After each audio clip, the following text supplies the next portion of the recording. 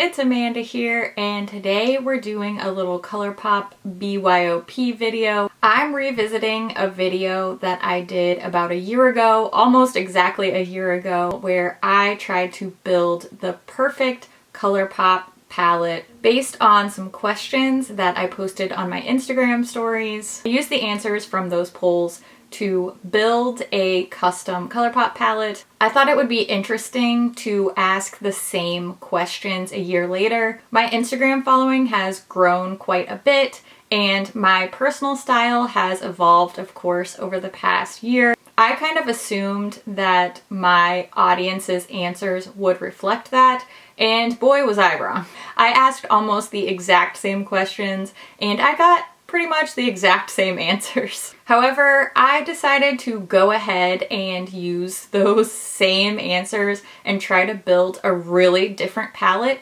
that still fits the prompt. You can probably expect a lot of this type of video, BYOP videos, past favorites, shop your stash, that kind of stuff over the next few weeks, maybe months, I don't know. I'm not planning on purchasing a lot of new products. I'm not planning on reviewing a lot of new products. So I think these BYOP videos are a great way for all of us to make use of what we already have in our collection. It feels right, feels like good timing. So we're gonna play with some makeup that we already have in the stash. And if you don't have these exact shades, you may find that you have something similar enough to recreate the same sort of palette if you want to follow along with my tutorials. I am going to be showing you 2 eye looks with this palette that I created, but first let's just go through the process of curating these shades in my perfect ColourPop palette. First, we needed to determine if we were going to do a big palette or a small palette.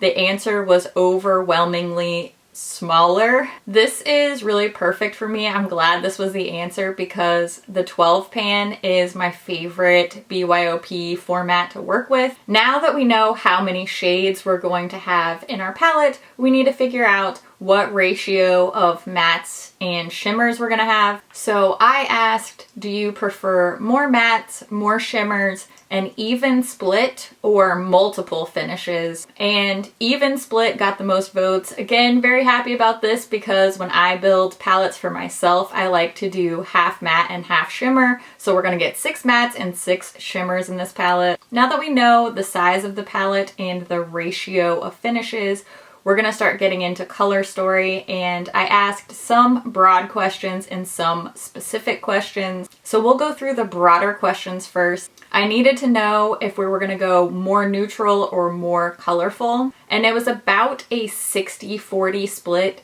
60% prefer more neutral, 40% prefer more colorful. So I'm gonna try to make my palette 60% neutral and 40% colorful. I wasn't as rigid with the percentages this time as I was in last year's version of this video. First of all, it's a 12 pan. It has 6 matte finishes, 6 shimmer finishes. We've got a lot of neutral focus up top here, and I also used this as an opportunity to include some shades that are sort of on that borderline between neutral and colorful. For example, this gold shade. Gold tends to read as a neutral, but because this is a more yellowy gold, if you really layered this up and piled it on, it could work as a colorful shade as well. I feel the same way about this matte shade down here in the corner. Technically, it's a color. It's a deep purplish red, but it can read very neutral, especially if you pair it with other neutral shadows. So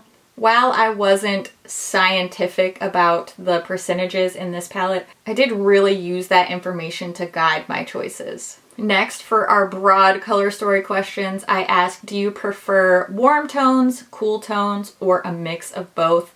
And a mix of both overwhelmingly won this question. I tried to give a really healthy mix. On top here, you're gonna see a lot of warmer shades. This middle row is very cool. We are getting a mix of warm and cool tones in mattes and shimmers. You can get a lot of different undertone looks from this palette. The last broad color story type of question asks, do you prefer a monochromatic color scheme or a varied color scheme? Multiple colors was the clear winner, so we are getting a lot of different kinds of colors in this palette. Now let's get into some more specific color story questions. We'll talk about some staple shades that we see in a whole lot of palettes. This question asks, do you need a white or creamy matte? Do you need a matte black? Do you need both, or do you need neither? Another clear winner here. This wasn't even close. Most people voted that they wanted a white or cream matte shade, so here we go. We have one right here.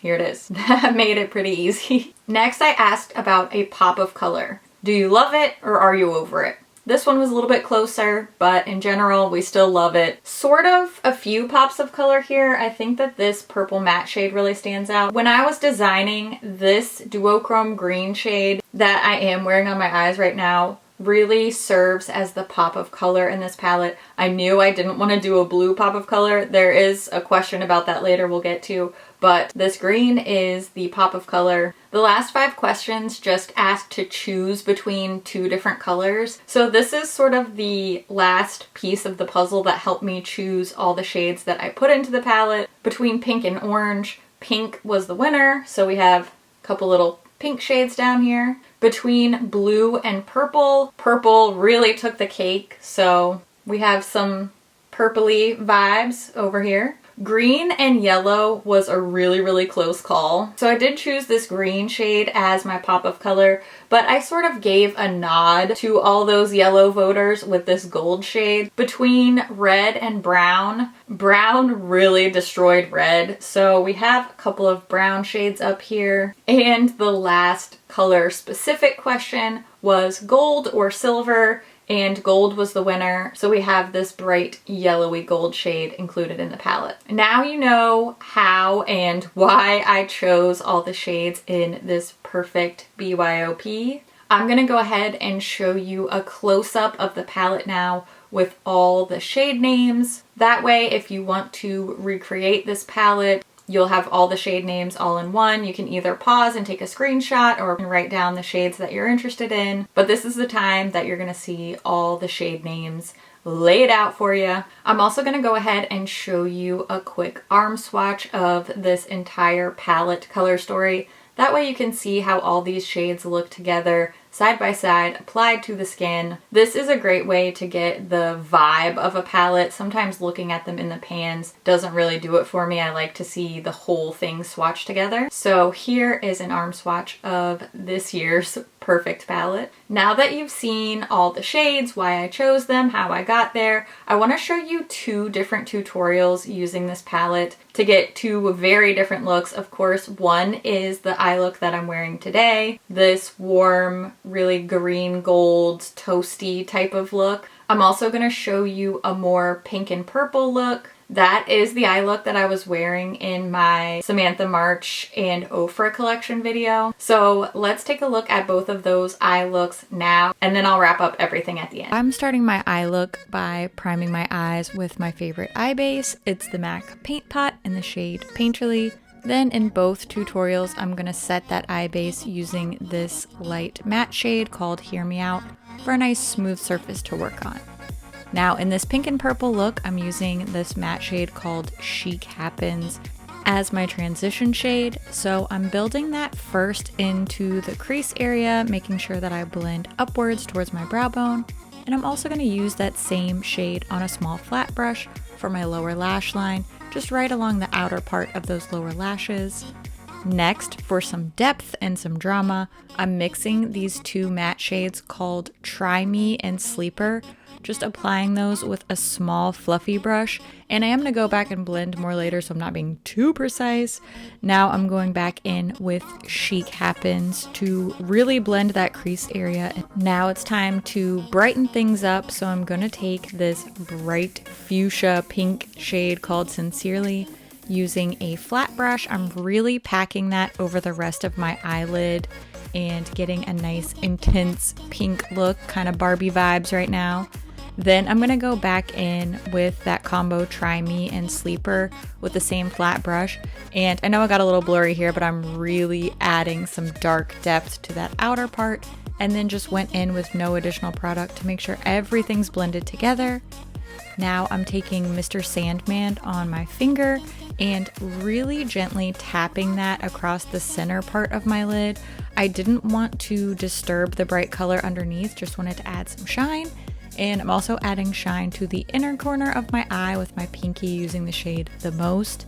Then I curled my lashes, added my Milk Makeup Kush mascara, and that finishes my look. I love the way this look turned out. There's that pink, sparkly type of vibe. It's also a little bit sultry and a little bit vampy. There's just a lot going on here, but it's really simple to achieve, and I think it ended up being both fun and wearable, and that's what I really love in an eyeshadow look. Now for the look that I'm wearing throughout the talking portions of this video. Of course, I prime my eyes in the exact same way, first with my paint pot, then I set my eye base using the shade Hear Me Out. That way we're all prepped and primed for my color. So for my transition shade, my crease shade, I'm first using this one called Top Notch. This is a really warm brown, and this is quite a pigmented shadow. So I'm just taking my time really making sure that I blend that out. And I'm going for a very diffused crease look here. So I'm not layering and layering. I'm really taking my time to blend with this one. Also adding Top Notch to my lower lash line, and then I went in with this shade called Material Girl. I applied this just with my finger, my index finger, and I'm putting that on the outer half of my lid and sort of blending and smoothing that inwards towards the center. Then I cover the rest of my lid with this beautiful shifting green shade called Wishful Winking. This pairs so nicely with browns because it has that brown shift. This really is the perfect color for a neutral lover to experiment with, which is probably why I like it so much. Then for my inner corner, I went in with the shade Heart to Heart. This is that bright yellowy gold, so still kind of neutral, but also kind of colorful. Really perfect for this palette experiment, if you ask me. Then I curled my lashes, added my Milk Makeup Kush mascara, and that's my finished look. This is just that perfect in between a neutral and a colorful look. Again, it's not super complicated to do. Anybody can pull off these techniques, and you really just have to experiment, add a little pop of color every now and then, and I'm very, very happy with how this one turned out. I love how both of these eye looks turned out. I've definitely enjoyed playing with these different shades. It's just as much fun to create looks with these palettes as it is to actually put the palette together. It was definitely interesting to revisit this idea, and even though products have changed, we have changed, our styles have changed, our core preferences, at least on Makeup.Just.For.Fun, have really stayed the same. Hey, and that's okay. It was even more challenging to have the same answers because I really wanted to do something different, different shades, different vibe, and I feel like I achieved that. I'm happy with this palette. I'd love to hear what you think about it. Did you like the looks I created? Which one was your favorite? Are you going to be building your own perfect palette? If you do, tag me so that I can check out your perfect palette. In the midst of this experiment, ColourPop put a bunch of their singles on sale, and I bet that some of the shades that I included in this palette are going to be either out of stock or discontinued. And you know what? I'm sorry, I know that's really frustrating if that happens, but the purpose of this video is really to encourage us to use what we already have, so hopefully you can find something decent to use as a stand-in if you did want to purchase this palette and you can't get some of the shades. I'm so sorry if that's frustrating, but I'm really going to be using my channel not necessarily to encourage a lot of new makeup buying. No shame here. I mean, clearly I'm the last person that's going to shame you for buying new makeup, but I really want to make videos that are accessible and fun and informational without feeling like we need to buy new things. Does that make sense? I hope that makes sense. I always love to hear what you guys think about things too, so make sure you leave all your thoughts in the comments down below, and as always, thank you so much for watching, and I'll see you in my next video. Bye! Ma'am? Oh, I hope this is making sense. I feel like maybe it's not, but maybe it is. I don't know. I don't know. No one knows. What am I trying to say? I don't know. That's not what I want you to do.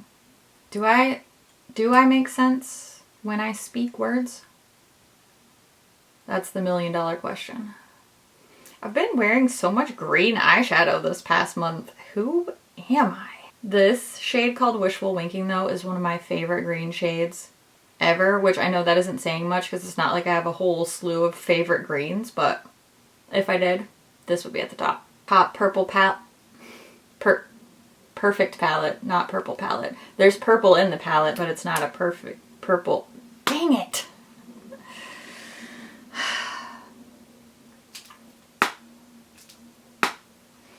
Just waiting for myself to get it together.